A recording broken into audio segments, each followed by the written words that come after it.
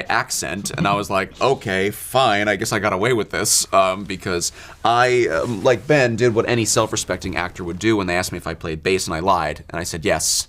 But then what was amazing is they actually brought me out about 5 weeks before we started shooting, and I got to work with Paul Westwood, who is maybe the best studio bassist in all of England, and do lessons with him 4 or 5 days a week. And then we continued that playing throughout the entire 6-month shoot, and it was really, it was a very intensive process to sort of, you know, become these guys with the instruments and the accents and the movements and everything. It was a huge challenge.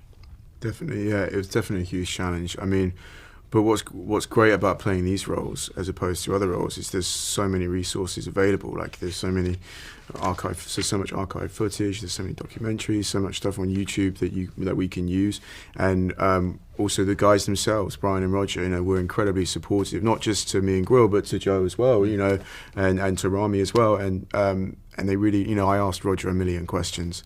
He probably doesn't want to talk to me ever again after that questions I asked him. But you know, it was so useful. That's typical when people talk to you. It's true, actually. It's true. Yeah, it's true.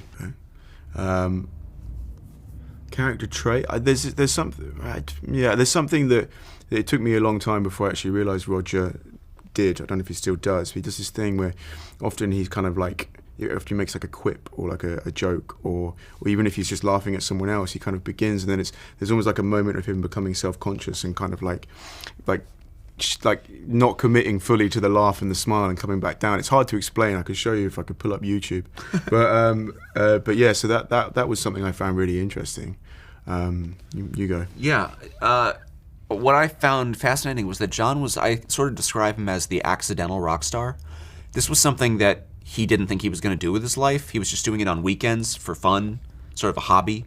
And he blinked one day and he was in the biggest band of all time. And so that was just like such an interesting journey to see like this guy who was really more technical, right? Like he built his own bass amp and he was into stuff like that. And before you knew it, he's writing #1 hit songs. And like, that's just not a journey I think I've ever heard of with a rock star. You know, it's always the dream. And so that was just kind of a fun, sort of cool thing to learn, you know. Okay. That's how she looks.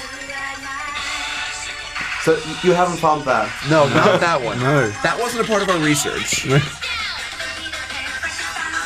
There we go. So, can we get a copy of that for the soundtrack of the movie? It's not too I late. do. It comes out in a couple of days. I'm Put on the working on DVD. it. See you tomorrow. Bring the Brutian song, and you can celebrate and have a party with it. We'll put it in the end credits. Perfect. Thanks, mate. Yes! Because it was just such an iconic moment that, like, to think that we got to be a part of that was just incredibly special in my life. When I was very young, it was sort of the grunge era, so it was like Nirvana and sort of Pearl Jam, very serious, sort of dour music, where I'd just be like, you know, you don't get it, or just like lock myself in my room and be sad.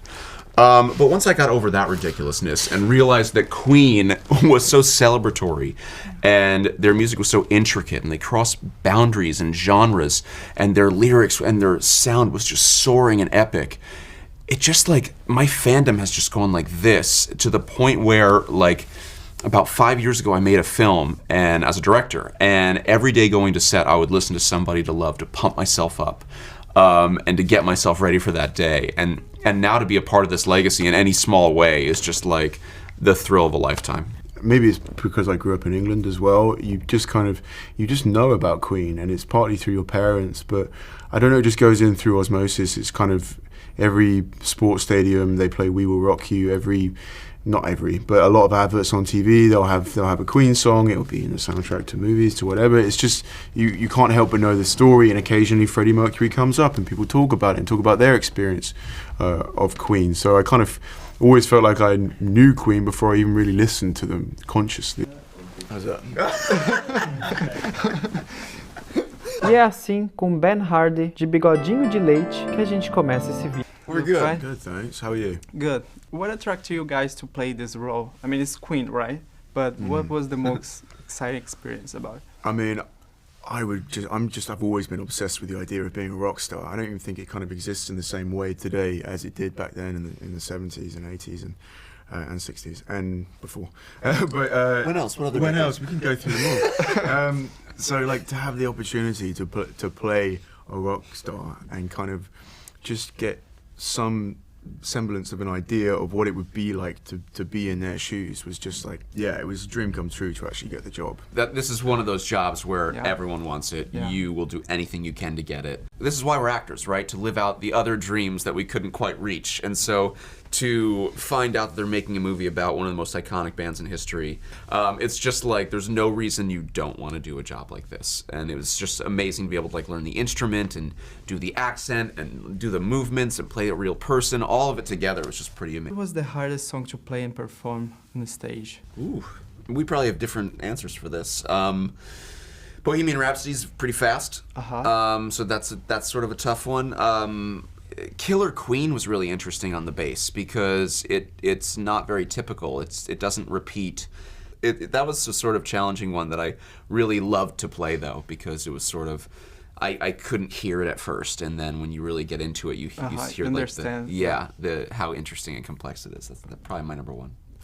Number one for me is difficult. It's probably the first one that comes to mind is Fat Bottom Girls, because it's just like on the drums, it's just so like rocky. You just get into it, and it's just like I really enjoyed playing it. It's not necessarily the most difficult song to play.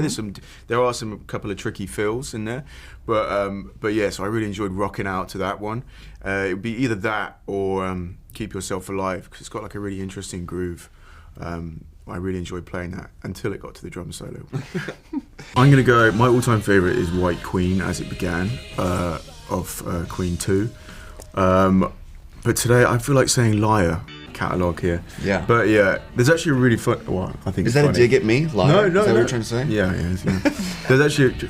Has anyone seen that video of us singing "Somebody to Love" in your car? I don't think It's so. like me, no, you, and that Quill. one needs to get out Yeah, there. you need to post that or something. I know. Masterpiece, but for me, I think that Somebody to Love is equally as epic and just a little more accessible. The lyrics just sing to me a little bit more, and something about the simplicity of repeating that lyric, "Find me somebody to love," just has always just like really touched my heart. So yeah, that's all-time favorite. This job though has changed my feelings about a lot of songs though. You know, when you really get to learn them, how to play them, who wrote them, where they were in their lives when they wrote them, you know, how you relate to the other band members, it sort of gives you an appreciation for quite a few of their songs. To meet Brian May and Roger Taylor, do you remember any advice or story about the band? I mean, so much. They were like nothing but supportive, you know. I mean, I had so many. When I met Roger, I was incredibly nervous because, you know, there's a pressure of playing a real life person, you know, and I was worried about, you know, what he was going to think,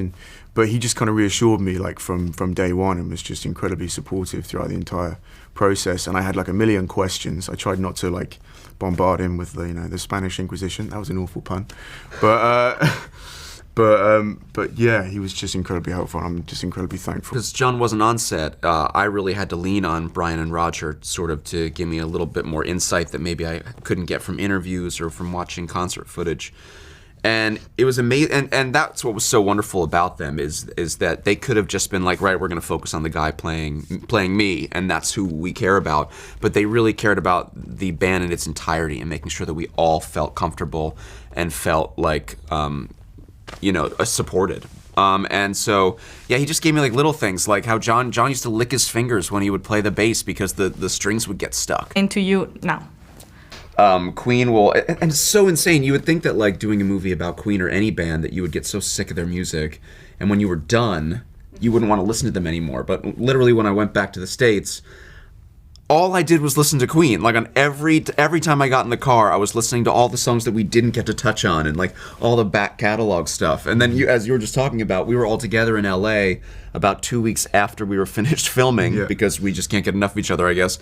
And Somebody to Love came on in the car, and it was me, Ben, and Gwill, and we just like pumped it up and like sang it in the Hollywood Hills at the top of our lungs. Kind of mine, but now after listening to their music, you know, I just have such an appreciation of how talented they were as songwriters and as musicians. And like a lot of my favorite songs, like I was saying to you before, like White Queen and Liar, things like that, ones that not necessarily everyone knows. You know, they've got such a range of music of different styles. They really, they're now definitely in my top 5 for sure. Yeah.